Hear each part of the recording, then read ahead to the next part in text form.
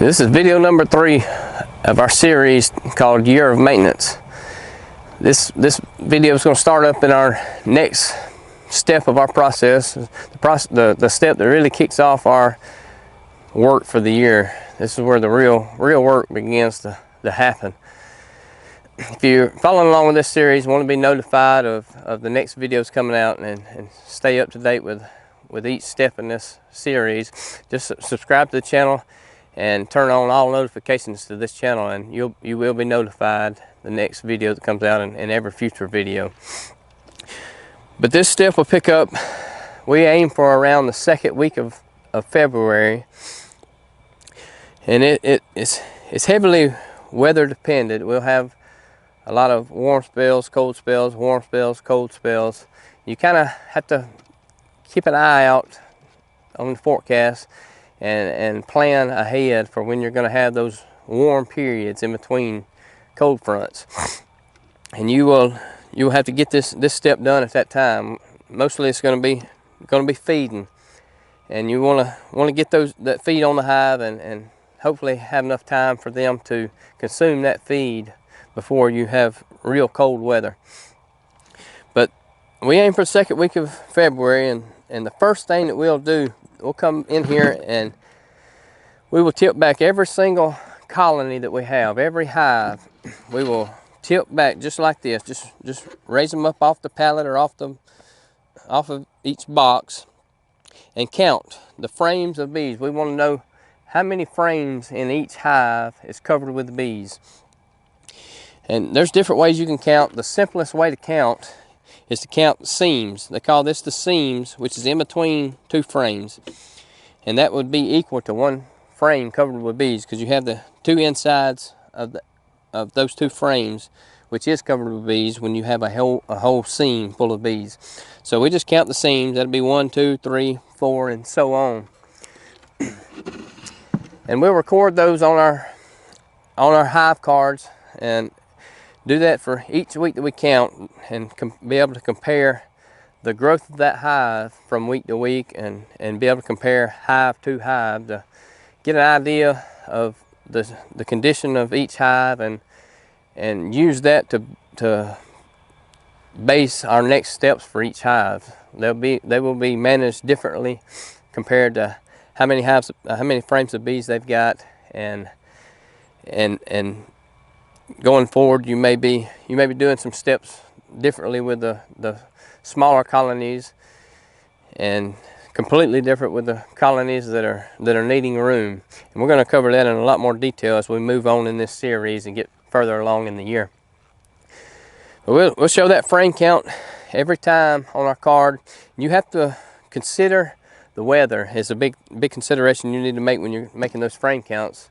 Real cold weather, they will condense, the bees will condense and cluster really tightly inside the hive, and it won't look like near as many bees in there as opposed to warm weather when they're not clustered near as tightly, and it'll look like they cover a lot more frames. So that's a consideration that you need to keep in mind, and you'll pick up on that if you're not used to counting frames of bees. You'll pick up on that and kind of learn as you go. But the main thing is just to be consistent through the year, or through the period of time that you're counting frames of bees, and do it the same way with every hive, and just be able to, that way you can compare hive to hive.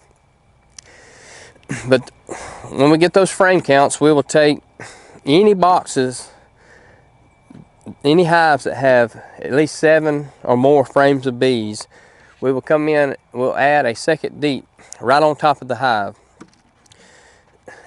It'll have 10 frames in it, and no excluder. So we'll put this one's got a feeder in it, which our single box hives, the bottom is set up just like this. It'll have a drone comb typically, and a feeder in the bottom, and 7 regular frames. So if this hive sitting down on the pallet, single hive, had 7+ frames of bees, we would add a second deep right on top of this with 10 frames, 10 regular frames. We'll put at least 2, if we haven't ran out, 2 frames of drawn comb in the middle of that box, and fill the rest of the way with just new foundation, and we will not put any excluder in place yet. This is the extra box added on top of this is simply for growth, for that spring explosion of growth, for them to move up and continue drawing frames and building a bigger brood nest up until we get ready to split. Once we've done that, we added the extra boxes, done the frame counts, we will get pollen patties on every single hive. The amount we give them depends on the size of the hive. If it's a double deep hive, the way that we're set up, we don't have any kind of shims on the top. We have no room for pollen patty on top. So if it's a double deep, you will have room between the boxes to put a pollen patty.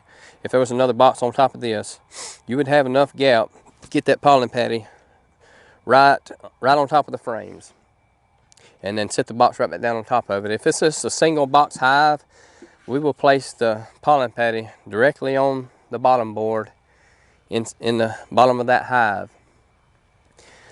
The singles get it on the bottom board. If it has a double screen board in place, then you'll have room also on the top of that bottom box to put a patty, and the top box on top of the double screen board will just get it right on the double screen, right on top of the double screen board.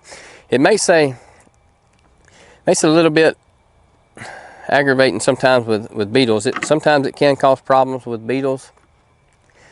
The main thing is to try to not give them any more than they need for 2 weeks, any more than they can consume in 2 weeks.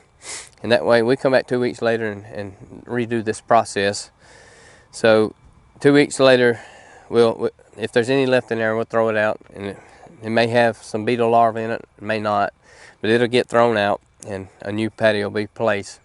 But if you leave them in there on the bottom board longer than that, and they do get beetle larvae in the patty, then it could really cause an explosion of beetle growth in your hive. So that's one thing you need to account for. The strong colonies, say the 6, 7 plus frame colonies, we'll give them a whole 1 pound patty. Most of the pollen patties, all that I know of, comes in 1 pound preformed patties, and so those strong hives will get just one whole patty. If it's a weaker colony, 3, 4 frames, or maybe even smaller, we'll just cut that patty in half and give them a half a pound, and that usually will do as a good amount for 2 weeks. They'll usually have that cleaned up in 2 weeks. We will also put syrup on every colony at this time. The hives that have a double screen board on and a second colony on top, we can't put a bucket feeder on that bottom colony. So all of our colonies pretty much have a cap and ladder feeder in them, whether we're using them or not. But if they have a hive on top above that double screen board, we'll fill the cap and ladder with syrup. Every other hive that we're able to get a bucket on, we will put a bucket on them, because we do prefer buckets. They work better. It's get a little bit more effective use out of them by being able to meter out how much syrup you feed. We'll feed a 1 to 1.5 syrup at this point, which will be 1 part sugar to 1.5 parts of water. And we'll feed that same syrup all the way up until the flow begins. Our larger colonies, the ones that got a second deep, they say 7 plus frames, we'll put a 2-gallon bucket on top of those, and all the rest will get a 1-gallon bucket. The 2 gallons we'll usually put about 8 holes in, and the 1-gallon buckets we'll put 4 holes in. And you can see in our prior video, and we'll show it some more in some of our other videos going forward, how we use our buckets. They come with what they call a tent plug that you drill however many holes you want into the plug in that bucket. When it turns upside down, they can pull the syrup from those holes. So it's 1 gallon we get about 4 holes, 2 gallons we get about 8 holes, and that's a good metering point for this time of year. And also to go through that 2 weeks, they'll be able to pull it out within that 2 weeks, but not pull it out so fast that it just floods the hive with a lot of surf at one time. It makes it draw out over that period of 2 weeks long enough to cause somewhat of a representation of a nectar flow, and causes those hives to start to build up. And the ones that get a 1 gallon, we can take any time as those hives grow. We can change that 1 gallon bucket out for a 2 gallon at any time once they outgrow that one gallon bucket. So just keep an eye on that, and make sure you're giving them enough feed. We talked about in our earlier video, up until this point we've been open feeding and the benefits of that, but swapping over to the buckets and pollen patties at this point allows the hives to take in a lot more feed, pollen, a lot more resources, and it provides a lot more to build up brood on. They also draw comb out good on it. That light syrup metered out the way that we do it, it really simulates a nectar flow, and your hives really begin to start to expand. We'll kind of go through next video of more of this same process, but a little bit differently, and start to talk about more of what we're going to do as we get closer to time to split hives. If you want any more info on the way we use the Hive Cards, I put a link in the description below. It's called Grading Queens and Using Hive Cards. Thank you for watching.